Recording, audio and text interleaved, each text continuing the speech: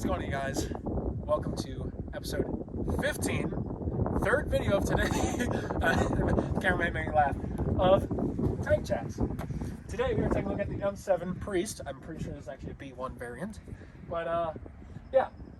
So with that, get the shot out of the way again. Me and Damani are having a blast. We're going to get some lunch after this too.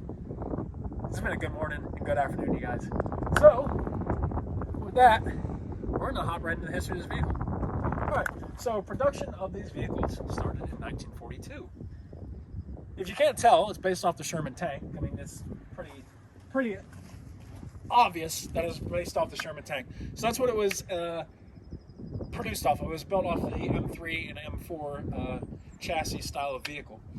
It had a 105mm gun. It was meant as, obviously, Howitzer Motor Carriage. It was meant to be mobile artillery. They were used throughout all of World War II, sent in the Lend Lease Program to the British, some of the Russians, and a whole bunch of other countries used them, like up until probably I would say the 70s, because they were like foreign countries would use them and they would upgrade them and make their own variants of it. But I believe on U.S. service, as I was saying, they were used in World War II. They were used in North Africa, so the early phases of the war, Italy, Sicily, France, Belgium, Germany, everywhere. They're used everywhere during World War II. Even in the Pacific, they were used all the way up until 1945, and they continued to carry over service into the Korean War. The Korean War was from 1950 to 1953, where they actually upgraded this to the M7B2 variant, which would allow the gun to actually elevate up to 65 degrees so they could shoot over the tall Korean mountains. So this tank actually, well, not tank, Howitzer Motor Carriage, led to the U.S. Army trying to adopt a fully mobile artillery system because these were a lot faster to replace than a towed howitzer. So that is why these remained in service so long. They were exported to Israel in the 1960s and used up to the 70s in the 6 Day War and things like that. So pretty good service life for this vehicle. With that, we're going to hop straight into the tour.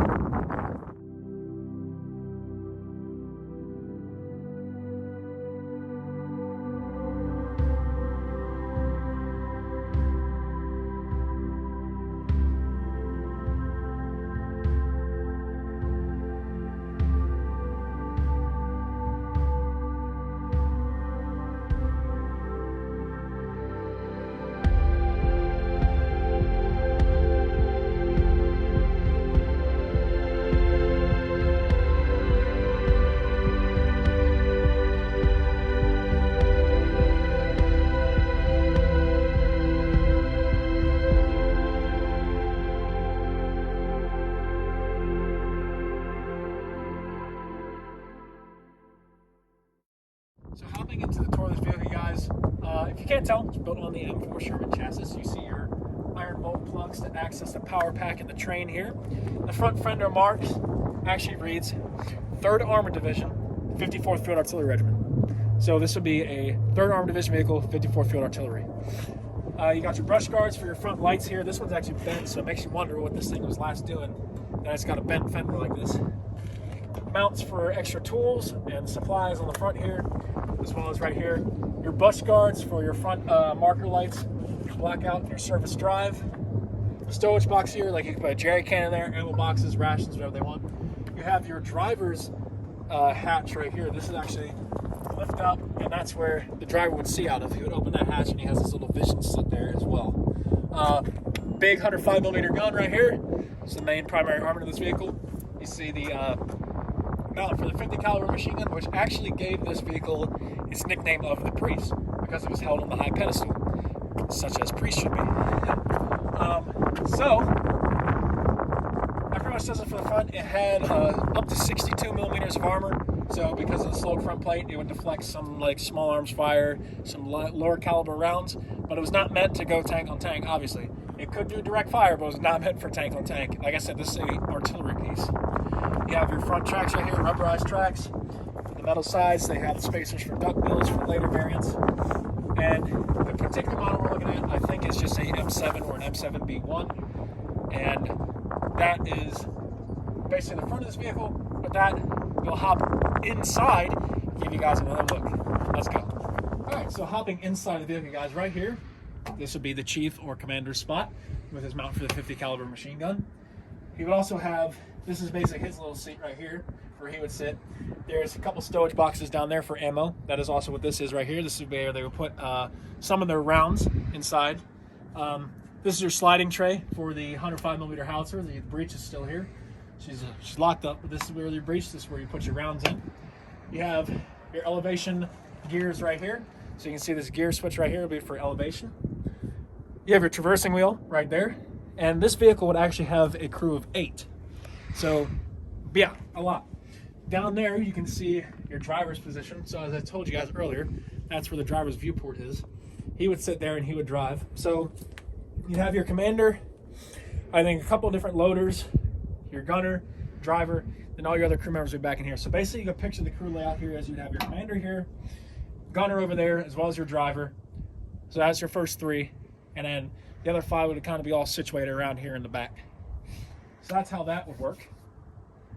You got your recoil mechanism right here for the breech and the sliding tray, more ammunition storage. Back here you actually see some of the wiring still for like the radio box and all that. Well, I can get that right down here. That's where your radio would be. And this is like basically where the crew compartment would be, and they would have extra stowage for ammo down below, down in there. And then another treat that you guys are actually gonna get, it has access to the engine. So this is where the crew would actually have access to the engine if they want to, down in there. We'll get another shot of that. Yeah, go ahead and get a good shot of that for them. Nice engine right there. And we'll talk about that more when we get in the back too, but we just want to show you now so you guys get an idea of the engine.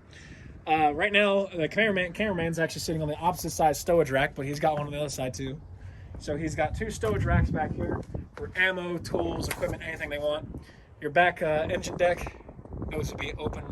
Obviously, as you can see, this is partially open. It'll be for access to the engine. And there's a lot going on here, but I said this is mainly where the crew would operate. This is your crew compartment, crew of 8. And if they wanted to, I'm pretty sure they could put like a canvas tarp, they'd be pretty experimental with it and probably figure out how to put a tarp and cover this piece up. But with that, we're gonna get down and hop into the side of the vehicle, you guys. All right, so hopping into the side of the vehicle, right here, obviously you have your substantially similar, nudge, nudge, hint, hint, wink, wink, suspension to the Sherman tank. So this was the vertical volute spring suspension system. If you want to get a shot of that right there, you can actually see the vertical volute spring down in there. Right there's where that would be. She's still pretty dirty. You have your support wheels down here. You have your other support wheels up here on the top. Your regular track link spacers for duck bills. Your rear support wheel and your front drive sprocket. So this suspension would be featured on like your M4A2s, your M4A1s, your regular M4 Shermans. So that's what this was built off of. You have mounts for tools and equipment all along here. The pulpit for the commander / the chief of the howitzer. You have kind of like a little step ladder here so you can climb up on the wheel. How we got into the vehicle, climbing into the vehicle. The stowage bus that the cameraman was sitting on earlier, and you could also lift this open and put equipment in there. And then you have, this could also have space. You see these bolt holes right here. They could have fenders if they wanted to, but this particular vehicle does not have them, or dust covers. So with that covers the side. We'll hop into the back. All right, so hopping into the back of the vehicle, you guys, you got your service drive lights here, back layout markers, just like on any vehicle. You actually have some frayed wiring here, and then you actually see, you want to come here? Look, you actually see little spots where the bulbs would be left. So yeah, so that's what would be there. Extra storage for equipment, fender lights, rear lights, some sort of ventilation port, which, oh, she's heavy. But yeah, that would be for access. Actually, these will fold up for access to underneath from back here. So I'm gonna hold this up actually and have the cameraman show you guys. So you guys can see the tow pintle and the towing plugs and all that stuff back there. So these would fold out. As you can see, it's on a pivot here for the crew to have access to. Same fender markings as before. You got your rear fenders, access to the engine deck back here. And the particular engine in this vehicle was, the particular engine in this would be the Ford GAA engine. Could power this baby up to only 24 miles per hour actually. Take the speed governor off, I'd say probably like 26. So this was not a fast vehicle by all means, because it was meant to be mobile, but it wasn't. It was, like I said, it's based off the early war Shermans, so they weren't as fast as some later war versions, but it can reach that top speed of probably 26. Get this vehicle around the battlefield pretty well. With that, we're gonna get into the closeout of this video, guys. That covers the back.